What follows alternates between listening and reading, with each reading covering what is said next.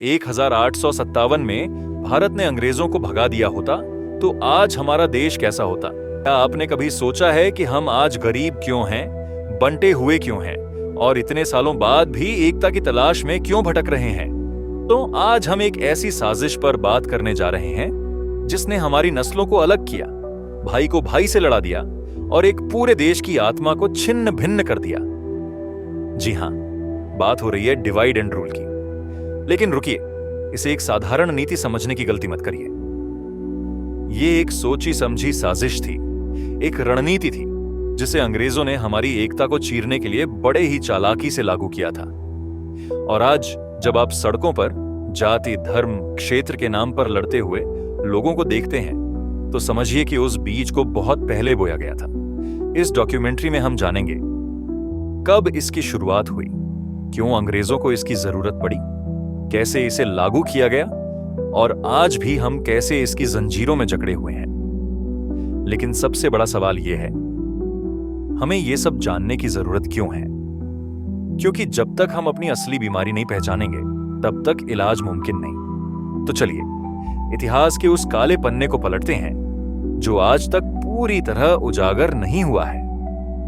1957 का विद्रोह, जिसे हम पहला स्वतंत्रता संग्राम कहते हैं, भारतीय इतिहास का वो मोड़ था जिसने अंग्रेजों के खिलाफ एकजुट होने का असल खतरा दिखा दिया था। यह केवल सैनिकों का विद्रोह नहीं था, बल्कि एक जागरूकता की शुरुआत थी कि अगर भारतीय एकजुट हो गए तो अंग्रेजों का इस देश पर राज करना मुश्किल हो जाएगा। इस विद्रोह में हिंदू, मुस्लिम, जाट, सिख हर वर्ग ने अपनी भूमिका निभाई थी और यह दिखाया था कि अगर सभी जातियां और धर्म एक साथ आ जाएं तो भारत को स्वतंत्रता मिलने में कोई रोक नहीं हो सकती। लेकिन अंग्रेजों ने उस समय यह सीखा कि सिर्फ सैन्य ताकत से भारत को काबू में रखना मुश्किल है। उनकी सबसे बड़ी चिंता यह थी कि अगर भारतीयों को एकजुट होने का मौका मिला तो उनका साम्राज्य टूट सकता है। और यही वह समय था जब अंग्रेजों ने डिवाइड एंड रूल की रणनीति अपनाने का फैसला किया। उनका पहला कदम था भारतीयों को उनकी धार्मिक और सांस्कृतिक पहचान के आधार पर बांटना। यह अंग्रेजों की मानसिकता थी कि जब तक वे भारतीयों को आपस में लड़वाते रहेंगे तब तक उनका शासन बना रहेगा। उनका मानना था कि एकजुट हिंदू और मुस्लिम, एकजुट भारतीय कभी भी साम्राज्य को चुनौती दे सकते हैं। यही वजह थी कि उन्होंने धीरे धीरे हिंदू मुस्लिम के बीच दरार डालने के लिए नीतियां बनाई। अंग्रेजों ने जो डिवाइड एंड रूल की नीति अपनाई, उसका पहला और सबसे बड़ा हथियार था धर्म और जाति का विभाजन। वे जानते थे कि भारत की सबसे बड़ी ताकत उसकी विविधता थी और यही विविधता अंग्रेजों के लिए सबसे बड़ा खतरा बन सकती थी। 157 के बाद अंग्रेजों ने पहले तो अपने शासन को मजबूत करने के लिए छोटे छोटे कदम उठाए, लेकिन फिर उन्होंने समझ लिया कि अगर हिंदू और मुस्लिम के बीच दुश्मनी पैदा कर दी जाए तो यह न केवल सत्ता की स्थिरता बनाए रखेगा बल्कि भारतीयों को एकजुट होने से भी रोक देगा। इसका पहला बड़ा उदाहरण हमें 1905 में बंगाल के विभाजन में मिलता है। लॉर्ड कर्जन ने बंगाल को हिंदू और मुस्लिम बहुल इलाकों में बांट दिया। उनका कहना था कि यह प्रशासन को बेहतर बनाने के लिए किया जा रहा है, लेकिन असल में यह कदम हिंदू और मुस्लिम के बीच दुश्मनी और नफरत फैलाने के लिए था। उन्होंने मुस्लिम समुदाय को यह महसूस कराया कि हिंदू उनसे ज्यादा शक्तिशाली हैं और इस तरह से मुस्लिमों को अंग्रेजों के साथ जोड़ने की कोशिश की। हालांकि इस विभाजन का भारतीय समाज पर गहरा असर पड़ा। बंगाल के लोग इस बंटवारे को नकारते हुए सड़कों पर उतर आए और इसने भारतीय स्वतंत्रता संग्राम को और तेज कर दिया। लेकिन यह इंग्लैंड की चाल का हिस्सा था, जो उस समय तक पूरी तरह से समझ चुका था कि अगर भारत के लोग एकजुट होते हैं तो अंग्रेजों का साम्राज्य टूट सकता है। अंग्रेजों के द्वारा फैलाए गए धार्मिक और जातीय भेदभाव की राजनीति ने भारतीय समाज में न केवल दरारें डाली बल्कि इसे और भी गहरा किया। 1906 में अलीगढ़ आंदोलन की शुरुआत हुई, जो मुसलमानों के बीच शिक्षा और राजनीतिक जागरूकता को बढ़ावा देने के लिए था। लेकिन इसने भी विभाजित और शासित की नीति को और मजबूत किया। मोहम्मद अली जिन्ना और उनके जैसे कुछ नेताओं ने अंग्रेजों से सहयोग करने का रास्ता चुना, क्योंकि उन्हें से लगता था कि भारतीय मुसलमानों का हित ब्रिटिश शासन में रहकर ही बेहतर हो सकता है। यह एक ऐसी चूक थी जो आगे चलकर पाकिस्तान के निर्माण का कारण बनी। अब अंग्रेजों ने सोचा था कि अगर वे मुसलमानों को अलग से एक राजनीतिक वर्ग में रखेंगे तो वे हिंदू बहुल समाज में कभी भी अपनी ताकत महसूस नहीं कर पाएंगे। इसके परिणाम स्वरूप 1909 के मिंटो मॉर्ली रिफॉर्म्स के तहत अलग अलग निर्वाचन क्षेत्रों की व्यवस्था की गई, यानी हिंदू और मुसलमानों को अलग अलग वोटिंग अधिकार मिल गए। इसका मुख्य उद्देश्य यही था कि अंग्रेजों के खिलाफ एकजुट होने की संभावनाएं कम हो जाएं। इसने भारतीय राजनीति में ऐसी दरार डाली जो आज तक हमारे समाज को विभाजित किए हुए है। यह नीति और ज्यादा खतरनाक तब साबित हुई जब अंग्रेजों ने हिंदू मुस्लिम को एक दूसरे के खिलाफ खड़ा करने के लिए इन अलग अलग निर्वाचन क्षेत्रों का गलत इस्तेमाल किया। क्या इससे हिंदू मुसलमानों के बीच दरार और गहरी हुई? क्या इस नीति ने भारत के भविष्य को और जटिल बना दिया?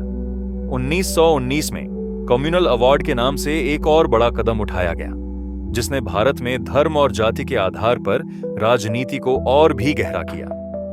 यह अवार्ड अंग्रेजों द्वारा भारतीयों को दी गई एक नई सुविधा थी, जिसके तहत अलग अलग समुदायों को अपनी राजनीतिक प्रतिनिधित्व का अधिकार दिया गया। इससे सबसे बड़ी समस्या यह थी कि अब हिंदू और मुस्लिम और यहां तक कि अन्य छोटे समुदायों को भी अपनी अपनी अलग पहचान को लेकर राजनीति करने का मौका मिल गया। इसका सीधा असर यह हुआ कि भारतीयों के बीच आपसी विश्वास और समझ कम होती चली गई।